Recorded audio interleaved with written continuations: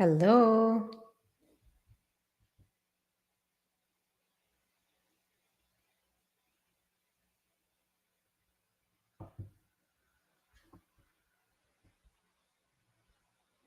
Hello on Instagram. Hold on, I'm just fixing an audio issue.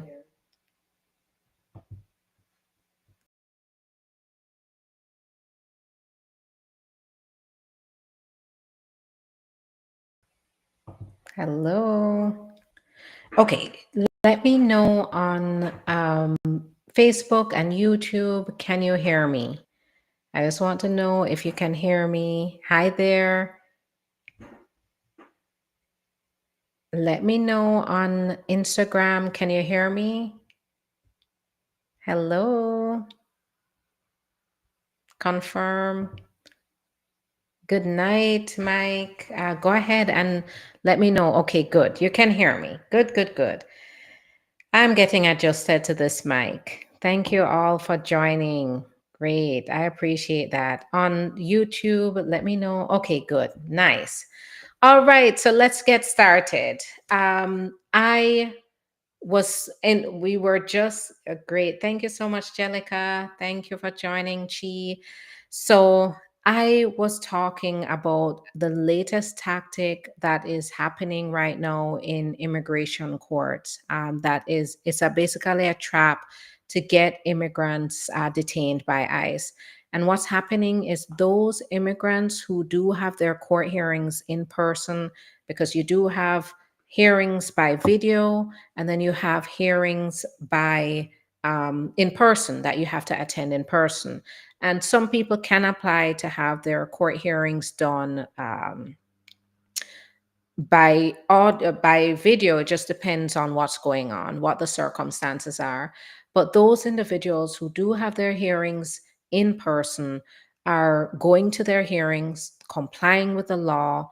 They are often going to the court hearings because they are trying to do the right thing, and they're working on getting immigration relief through the court. But the problem is when they go, or right before they go, they find out that the government lawyer that's on the ICE lawyer is submitting a motion to dismiss to the judge.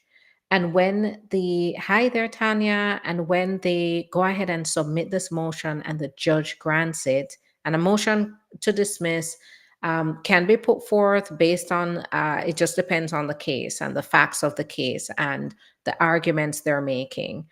Oh, thank you for joining, Tanya. Welcome. Uh, but what happens is the judge, if the argument is successful, the case is dismissed. As soon as that person walks out the door, the ICE agent grabs them and detains them and puts them in ICE detention.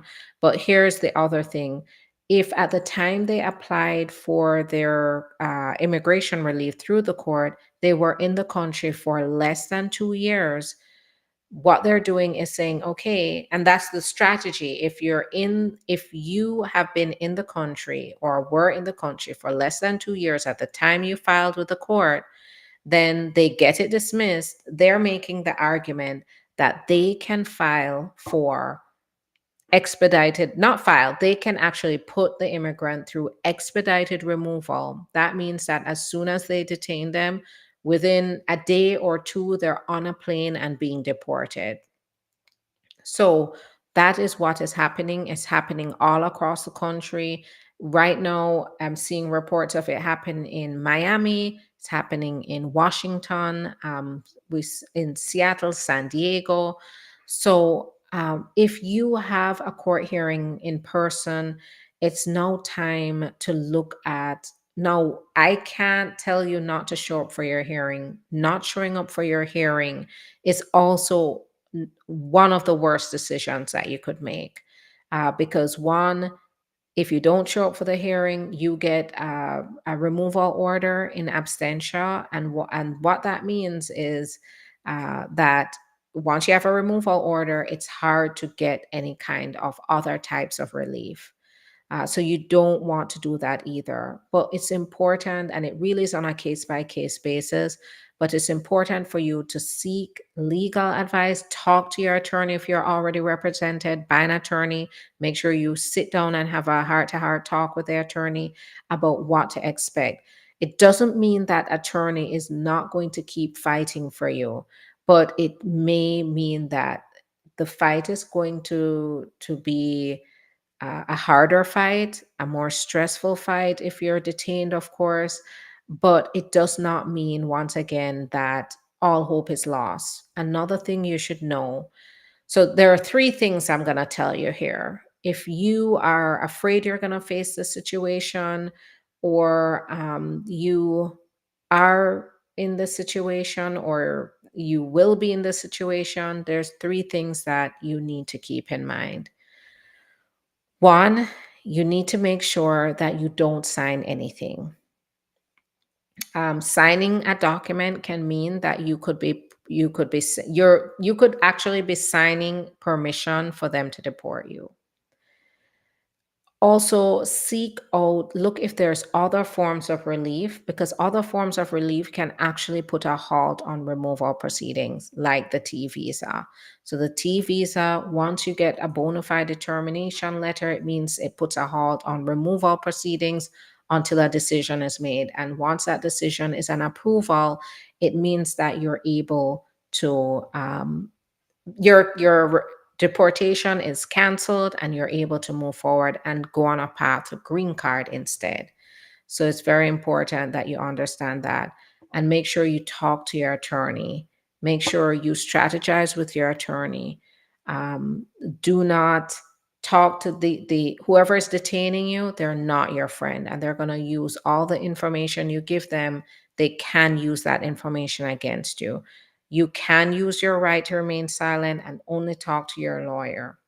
So, and then the other thing is, make sure that if you are afraid to go back to your country because you're going to be harmed, make sure you state that clearly, because that is the only thing that stops an expedited removal. When you're afraid to go back to your country and you ask to talk to have a credible fair interview, or to talk to an asylum officer about your fear, then it means that they have to stop everything. They have to put you through that extra process to determine whether you meet the credible, fair interview standard. And then from there, you could be pushed back into regular proceedings going forward. So keep that in mind, that even though they may be pushing, fast tracking deportation, there are still legal options, but you have to act fast.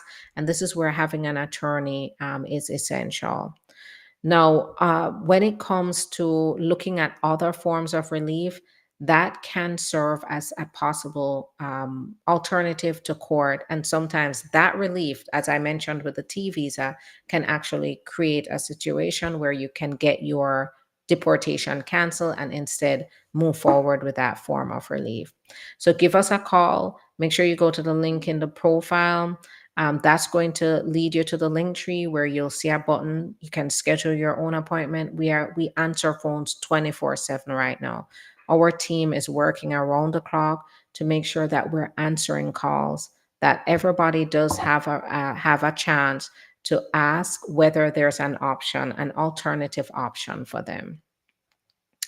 All right, so I know it's late, but I'm going to answer it's late and I feel my brain slowing down a bit, but I'm going to answer some questions.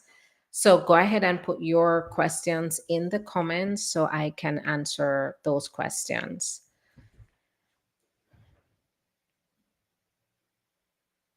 Okay, I think I see here. I haven't been seeing what's happening in Connecticut. It's happening around the country. People are being taken away. Mothers are being taken away from their children. They're increasing raids at work sites now. So we saw the restaurant that they raided in San Diego, the construction site in Tallahassee. So it's getting intense, and the reason it's getting this intense is because they've basically quadrupled the number of immigrants that they have to find. So now instead of 1,000 a day, it's gone to 4,000 a day. And what I'm hearing too, one of the tips that we're hearing from the inside is that now they're putting pressure on ICE officials to go anywhere, do anything you have to get people that don't have their papers. If they don't have their papers, get them. It is not about whether they have a obviously, we're seeing that. That is not about them having a criminal record. It's about getting people. And so we're going through what's happening is we're starting to go through a mass traumatic event because we're all watching this happen in front of our eyes. Some of the worst situations that a mother and a parent, a father can anticipate is happening to some people right now. So it's important to make sure you're looking at your legal options. One of the things to these people are doing the right thing by going to court. And yes, they've now made it more difficult for these immigrants to comply with the law because they have a fear of leaving their family, leaving safety. But it's so important to, from a legal perspective, to evaluate the laws that are in the books. These laws have been there before the Trump administration, they will be there after the Trump administration. These are the types of laws that you have to look at, right? These are the laws that this law firm works with. This form of relief has been in place since 2000, and through the different administrations, through the different pressures that immigrants have faced throughout the years, these are the laws that have been in place that have been a godsend for some immigrants. So make sure that you're looking at those options. I have a marriage-based interview this week. What sort of questions are expected? So if you go to the link in the description of the video, you'll see Linktree. Go on that Linktree and scroll down. You'll see actually a handout that is there with sample interview questions.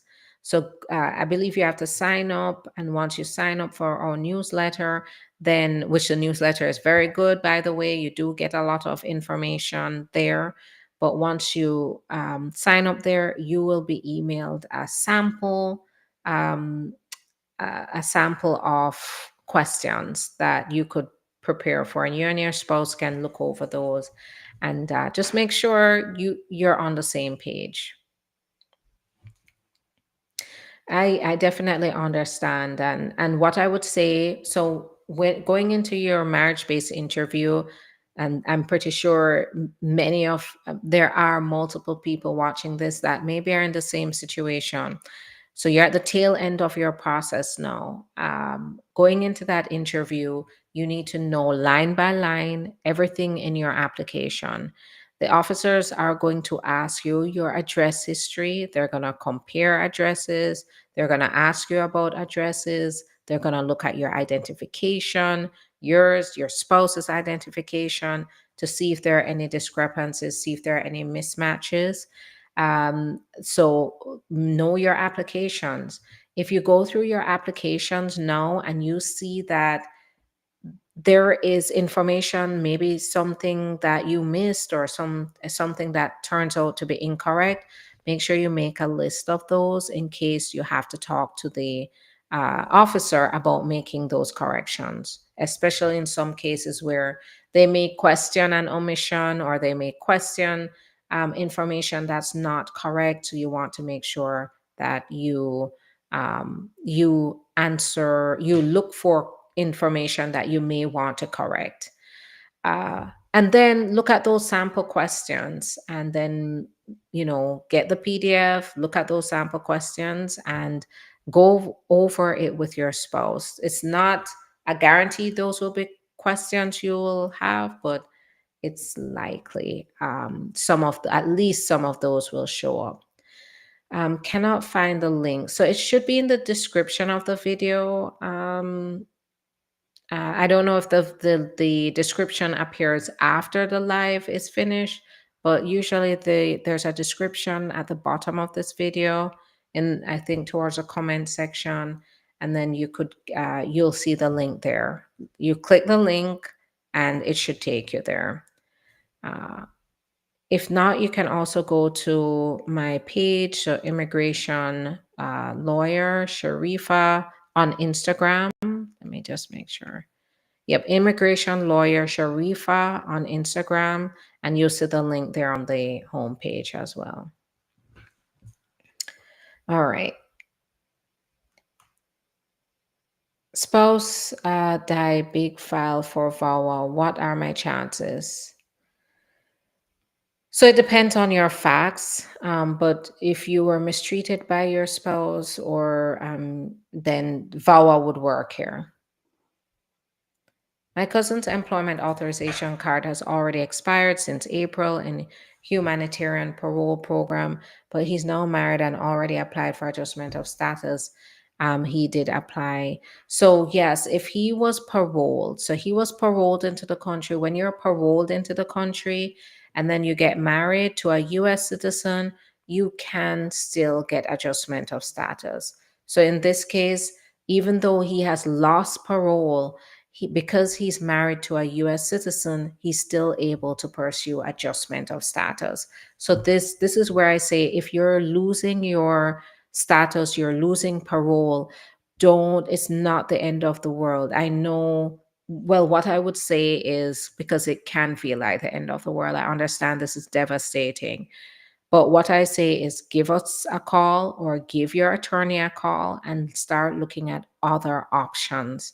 Like your cousin who is now married, so they switched to a marriage-based process.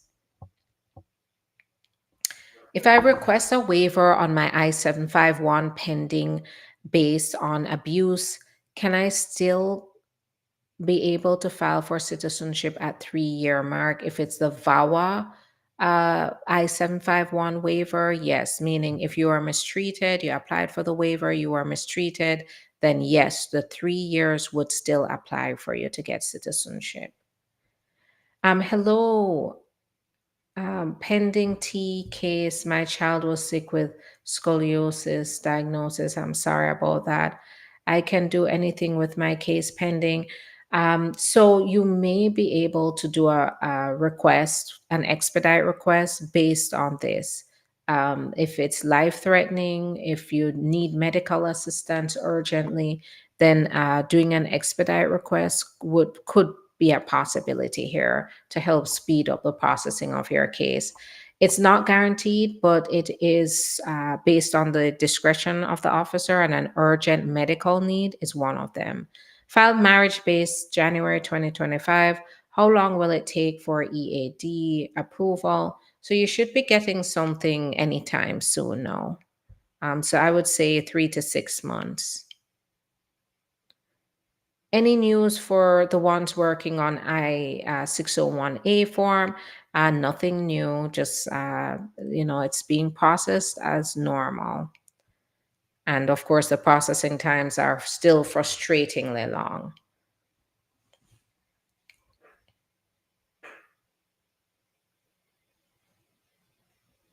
Let's see. Please, I have an interview on the 5th. Can I print my statement off account 2 days before my interview? Why not? I don't see where that would hurt you. I'm not your attorney. I can't give you particular legal advice, but I don't see where printing your statement. No, here, I guess maybe the question goes to this. If you're going to your interview, if you have new evidence to support that your marriage is bona fide, take that evidence with you. And so if you have an updated bank account, take that bank statement with you as well.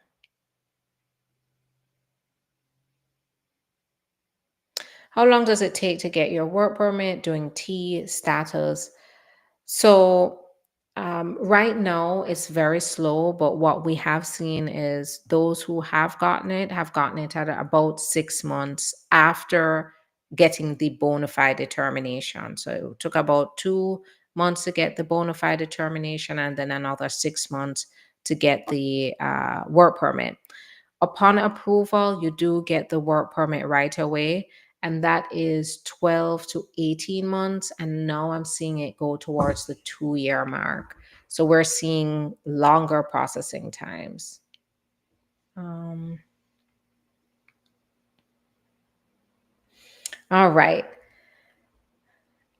That's going to be it for me tonight. Thank you so much, everybody, for joining. I really appreciate these questions. I'm going to work to be back here, hopefully at a much earlier time, so I can have more energy to answer questions. But I do appreciate your patience, especially with the technical difficulties before. And I will be back tomorrow to answer more questions. Like, subscribe, share, follow, hit the notification bell, do all of that, because that is how you share. The other people are going to see this information that's going to help empower them. And then you'll also see when I go live. So as soon as I go live, you can come on if you're available, and then you can ask questions as they come to you. Thanks so much, Godfair. Thank you. Thank you for being here. All right. Have a good night, everybody. Bye bye.